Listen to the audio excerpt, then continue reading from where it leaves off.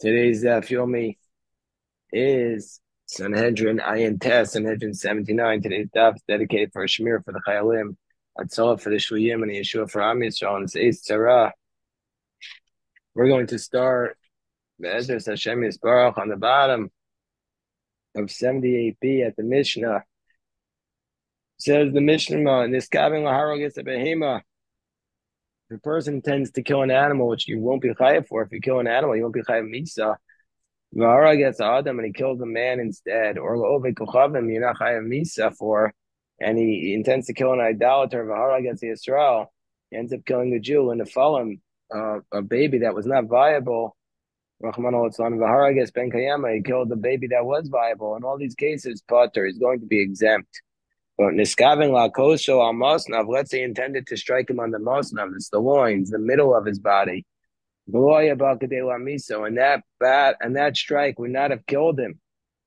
Al Mosnav, if he struck him in that part of the body. But instead he ended up striking him on the heart. And there was enough to kill him because he struck him in the heart. Potter, he's going to be exempt because he intended to strike him on the loins and he ended up striking him in the heart. Let's say he intended to strike him on the heart.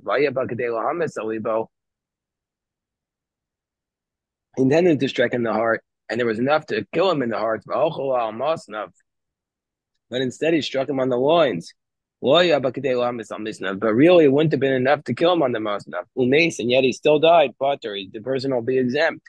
This Gavin Lakos as a gadol, he intended to hit a adult. There wasn't sufficient to kill the gadol.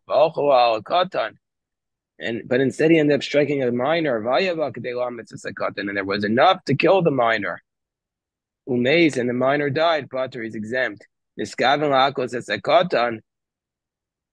he intended to kill the minor. It was enough to kill the minor.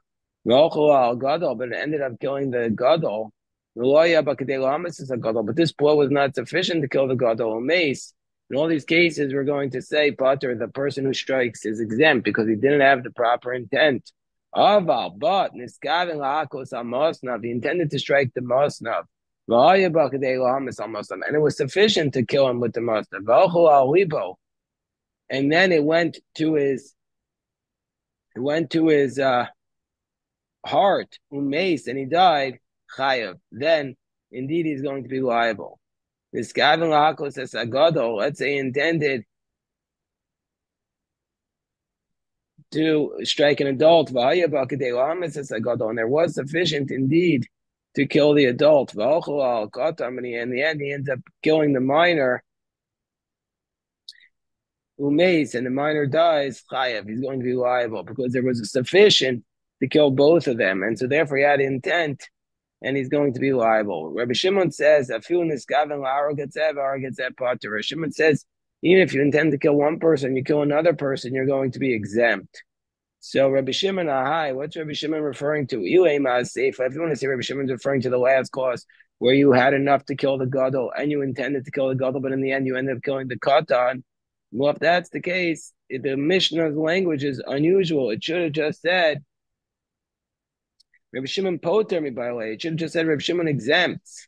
El Areisha. So it refers to the first clause of the Mishnah, where Niskavin Lara gets a behemoth, a person intended to kill an animal. Lara gets Adam, but in the end he killed a human. Ove Kochavim, Lara gets Yisrael, an idolater, he killed a Yisrael. When a fallen Lara gets Ben Kayama, then in all these cases it says poter, but the implication of all that is on Niskavin Lara gets Chayav. The implication of the Tanakh of our Mishnah is that if you intend to kill one, but you kill the other, you're going to be liable. And Rabbi Shimon says that whereas Rabbi Shimon says even if you intend to kill one, you end up killing the other, you're going to be exempt. So the Gemara says, let's analyze Rabbi Shimon's position, because in this case, even though Rabbi Shimon is a minority position, we paskin like him. The Rambam paskins like him. So Pshita, Gemara says it's obviously the case that Kai Reuven with Shimon. If Reuven and Shimon were standing next to each other and he ended up killing one, but then he said, Ana la Reuven kamakavna. He ended up killing Shimon, but he said, I intend to kill Reuven, but not Shimon. Reuven kamakavna. I intend to kill Reuven. Shimon will kamakavna, but not to Shimon. Ainu puktayo. This is the dispute between Rabbi Shimon and the Rabbanan. Rabbi Shimon exempts you. But let's say Amar L'chaimi now, let's say he says, I intended to kill one of them. I didn't know which one.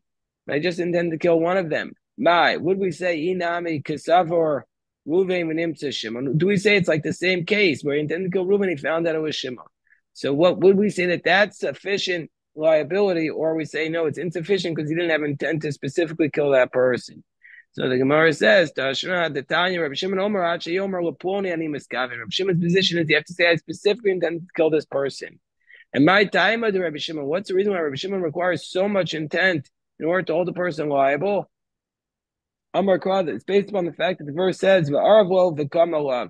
He lay him in ambush and he rose up against him. So we see from here, Achi Iskavin, well, he has to have total intent.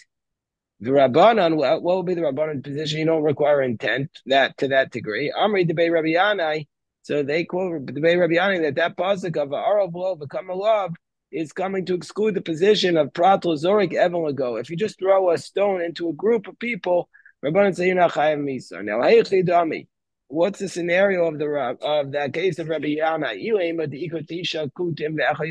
If there were 9 kutim, we're not chayav misa if you kill a kuti. And one Yisrael amongst them, typically, obviously, you're not going to be chayav misa. The ruba kutim ninum, because the majority of them are kutim. And inami palgo, even if you want to say it's 50-50, we still won't say you're chayav misa because suffering nefashos la'akel. But in the case of a doubt by your life, we're going to be lenient, so we won't kill you. It's only a scenario the ikotisha Yisrael b'kuti echa where there are 9 Jews and 1 kuti. Kuti kavua, because the kuti is considered to be like he's fixed, and we have this scenario throughout the shot that anything you have a fixed thing, kol kavua kametzal mechsadam, we view it as 50-50, and so therefore we might have thought you're chayiv, so we were going to say you're exempt because the kuti is considered kavua, and every kavua is kametzal mechsadam, and so therefore you're exempt under those circumstances. Bishlamo Rabbanan. So the Gemara says it makes sense going to Rabbanan who say that if you intend to kill one, you end up killing the other, you're liable. This is based upon the pasuk that says that if the 2 men are fighting and they're intending to strike each other, but they ended up striking a woman who was next to them, there you would be chayav misa. So that's what the pasuk is referring to according to Rabbanan. Amar Rabbi Lazar, but matzu sheba misa kasa b'damar. And Rabbi Lazar says that we're referring to matzu sheba misa, where they were fighting to the death. Because it says if she will die, if there will be an accident, you'll give a soul for a soul. So what is Rabbi Shimon who says you're exempt under that scenario? What will Rabbi Shimon say? Rabbi Shimon, I have a nefesh tachas nefesh my oven. So what does Rabbi Shimon do with the verse? It says you'll give a soul for a soul. He says mamon. He says it means you just pay money that the man who intends to kill one, and then he ends up striking the woman who's next to him, he has to pay money to her heirs. Who could the Rebbe, like Rebbe taught, Tanya Rebbe Omer v'nasata nefesh tachas nefesh. Mamon, that means that if you strike a woman you were intending to kill the man and you ended up killing the woman, you just pay money to the heirs of the woman. Atalmer mamon einu nefesh. Does it mean money or you have to give your life? Is it mamon or nefesh mamish? So nemer nesino amatav and nemer nesino amala. There's in the verse right below it, it says nefesh tachas nefesh, and a verse right above it, it says v'nosam b'flilim, that if the 2 men are fighting and they strike the fetus, that you have to pay money. So it says nasan above and below on the top of 79b. Malalan mamon avka mamon, just like in the case of nefesh tachas nefesh, just like in the case of plilim, it refers to a monetary penalty. Also in this case where you killed a woman, according to Rabbi Shimon, it's going to be money. Amarava hi detana debei Chizkiah. So Rava says, so basically, so Rebbe and Rabbi Shimon both are saying that if you ended up striking the man, so Rebbe saying that Rebbe and Rabbi Shimon both say that if you intend to kill one person, you ended up killing the other, you're exempt from death. Rebbe says, but you do have to pay the heirs of the woman. Is that the position of everyone, that if you intended to kill one and you ended up killing the other, you're not liable, for death, but you are liable to pay the money. That's Rebbe's position. We have a principle of Kimle B'Deramine that we only give the more severe penalty and we don't give a minor penalty. But in this case, there's no severe penalty because he's exempt from death. So do we still apply the minor penalty of money? So Rebbe says yes. We don't. Basically, we're not applying the full principle of Kimle B'Deramine. But Rava says now, hi, the Tanat Bechizkiah, Mafka Mi'Derebbe, you Mafka Mi'Derabbanan. So Rava says there's a third position, the position of Tanat Bechizkiah, which is not like Rebbe and not like the Rabbanan. The Tanat Bechizkiah says, Maka Adam Umaka Behema. It says in the Pasuk, it says, if you strike an animal, you shall pay. Maka Behema, you shall meno. Maka Adam, and if you strike a man, you must. You'll be put to death. Just like says the Brisa, the Bechizkiah, just like if you strike an animal, basically when it comes to a tort, we don't care if you did it accidentally or intentionally, you have to pay. Whether you had intent or not. In all these cases, whether we're going up or down, it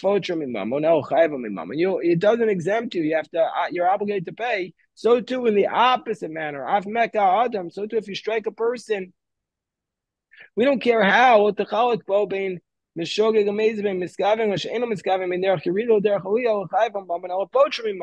So he says you're exempt. It doesn't matter how. Meaning to say, even though you're not liable for death, you're also exempt from money because of this principle of Kimway b'derabinei. And that therefore, Tanit Bechizkiah is arguing with Rebbe. Gemara goes a little deeper. What does it mean, Maisha Ein Miskavin? What does it mean when you have no intent? If he says you have no intent at all, well, that's exactly the same as Shogi. That's an accident. So it must be that we're talking about this exact scenario. Pshita Shein Miskavin was that you had no intent for one, but you had intent for the other. And we say that you're obligated to pay money. And we were saying that you're not. We say you're not obligated to pay money, but you're exempt. And if he was really liable for death, if the Tanit Bechizkiah was actually agreeing with the Rabbanan, why would you say that you have to exempt from money? You have the more severe penalty. So it must be a lav shmamina, lav bar katol, lav bar mamona. So we see that this is the third position. Tanit Bechizkiah says he's not liable for death, but he's also not liable for money. So he argues with the Rabbanan who says he's liable for death, and he argues with Rebbe who says he's liable for money. Tanit Bechizkiah says if you intend to kill one and you ended up killing another person, you pay nothing, and you're not liable to death. So now we're up to the next Mishnah, and I intend some of base. Let's say there was a murderer who got mixed up with others, meaning to say the Gemara is going to explain three different scenarios. Who are these acherim? And we're going to explain what it means. So Kulan Peturin, all of them are exempt. That's the position of the Chachama, meaning all the murderers, all the people in that group are going to be exempt. Rabbi Yehuda Omer Kon Sino Solakipa. Rabbi Yehuda says no. We take all of them and we put them in a kippah. Kippah is basically a very narrow room. Basically, the person has no ability even to lie down, and we feed him bread and water, like basically a very small amount, until we basically starve him to death, and then we give him a lot of food and it causes them to explode.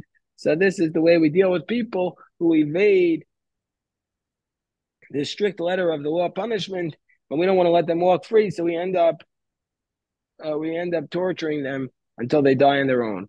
So kolchai v'miso shemisarvu both zebazeh niston and bekalat. So too, let's say you have two people who got mixed up together, and they're both liable for death, but one gets a more severe death and one gets a lesser death. So then we're going to give the lesser of the death.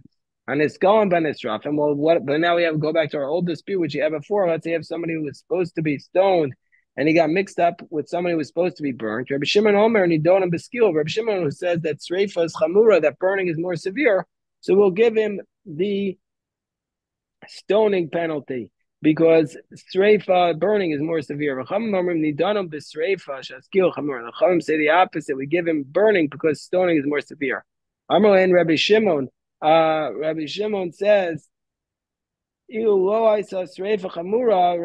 I'll prove to you that burning is more severe, because if burning was not severe, Nino about going into then the daughter of a Kohen who was Mizdana, was adulterous, we give her burning, as opposed to everybody else gets a lesser penalty. So this proves that the daughter of the Kohen, that Sreifa is more Chamura. So Amrlo, we will I saw skill chamor. The rabbis responded, no, if stoning was not severe, when this no megadef will ovdate avodas klamim, we wouldn't give it to the blasphemer and to the one who worships idolatry. And now and let's say somebody who is supposed to be decapitated gets mixed up with somebody who's supposed to be strangled. Rabbi Shimon Omer b'sayef, v'cham Omer b'chenek. Rabbi Shimon says sayef, i.e., decapitation, is not as strong. He says strangulation is more severe, and the Chum say no. Chenek is more severe, so we give him strangulation. We give him the lesser of the two. Gemara says, what about this first case where we say Rotzeach was mixed up with Acherim? Rotzeach Shenasari b'Acherim.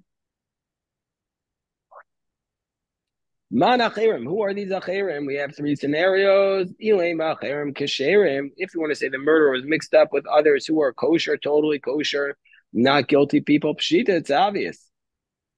You don't need to tell if they all go free. Visu, and also in this case, Baal Ema Rabbi Yehuda, Kohen Sino Sol Kippah. Why Rabbi Yehuda say you stick them in the Kippah under this scenario? They're all innocent. So therefore, Simon Bashrak. So what's the scenario? So Amar Rabbi Yehuda, Amar Shmuel, Achab Rotzeach, so Nigmar Dino, we have a murderer, and they put him on trial, but they did not yet give a ruling about him. They did not yet give a ruling about him. It was mixed up with other murderers, and they were found guilty, and that's what we're referring to. We can only decide the ruling if he's there, and since we don't know who he is, we can't complete the ruling. And so therefore, all of them could go exempt because one of them is a doubt. And so therefore, the Rabbanan say they all go free. Whereas Rabbi Yehuda says, even though the law is like the Chachamim, that you have to judge everybody in front of everybody in the court, nevertheless, we don't want to release these people because we know that they're all murderers. So, and we know that he's liable. So therefore, we kill them extra judicially by sticking them into this room and letting them die on their own. That's the first explanation. Rish Lakish gives us a second explanation. Rish Lakish referring to a case where everybody says